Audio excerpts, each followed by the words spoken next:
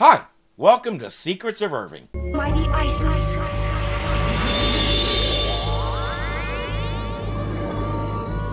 As we begin, Rennie is in the lab doing some paperwork.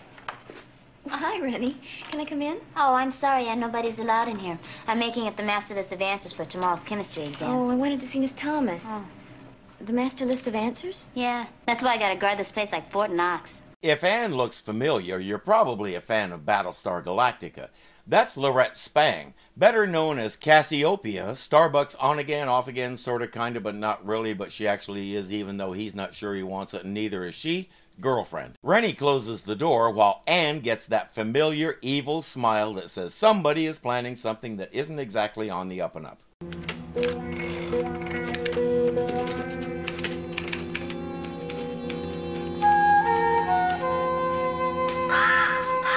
Quiet, Tut, I don't need your help. She uses those treats to lure Tut out the window, then scares him away. Rennie, Ted just flew out the window. Oh, no! The last time he did that, we couldn't find him for days.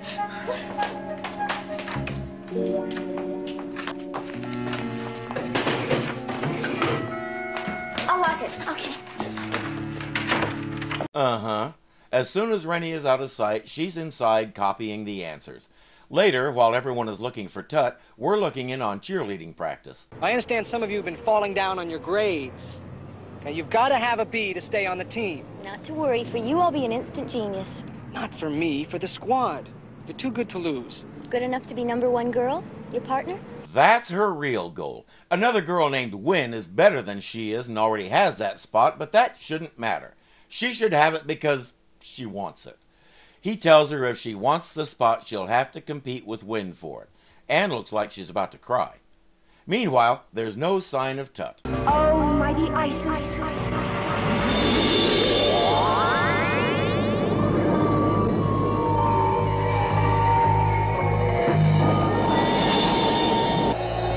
Last season, she could call Tut through her jewel. I guess since Tut talks this season, she can't do that anymore. She has to find him the hard way.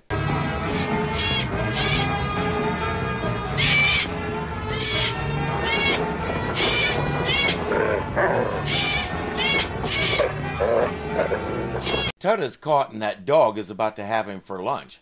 I don't know if we're supposed to think it's a coyote or a wolf. I do know neither of those animals makes that kind of growling sound, and I also know even dogs don't growl while they're licking their own nose. Ted, I don't know where you've been, but we're going home.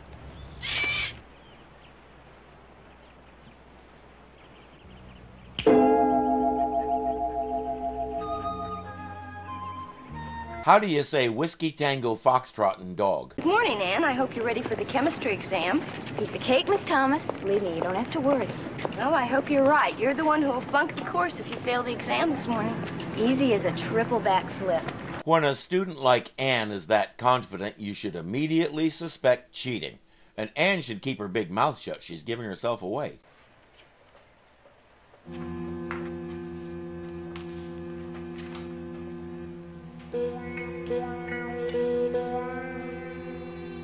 I taught at various levels for many years. The usual rule is all books, notebooks, papers, and all else off the desk for the test. I guess Miss Thomas doesn't follow that rule. Mistake! Anne finishes ahead of everybody else. That's also suspicious. And she got a 95%. That's the biggest giveaway of all. Tommy just figures she studied her head off. I did a lot better than Wynn did. Okay, you're perfect. Right, so how about giving me her spot? Look, Anne, you're good. Well, you're better than good. But Wynn's talent is something special. As long as she's around, I'm sorry. Anne is off to practice harder, study harder, and become better than Wynn by sheer force of determination.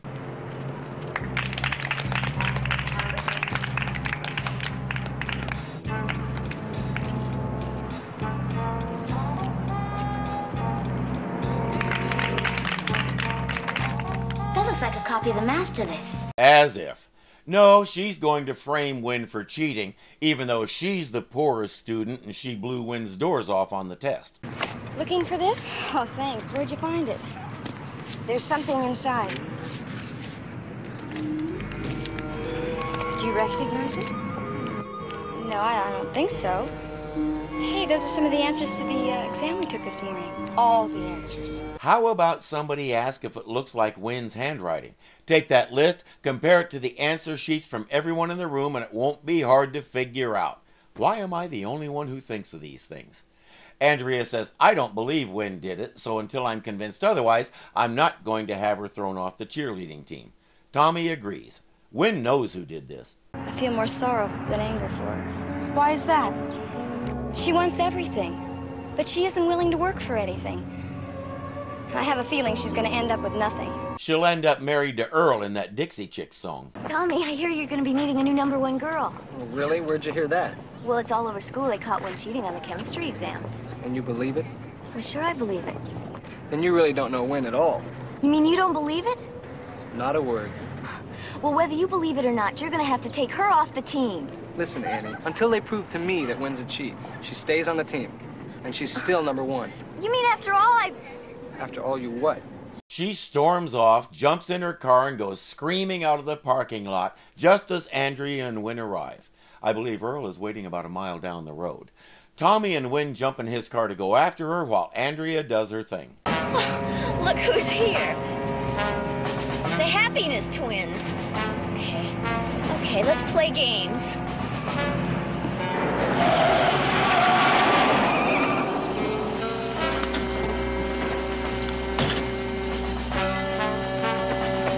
I don't think I know this game.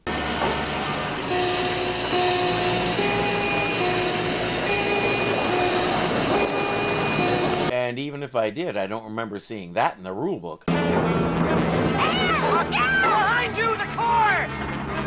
I do know the rules say you can move to one side and let it go by.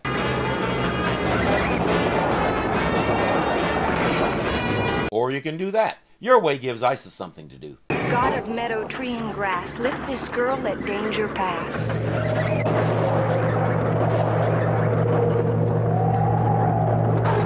Descend to earth.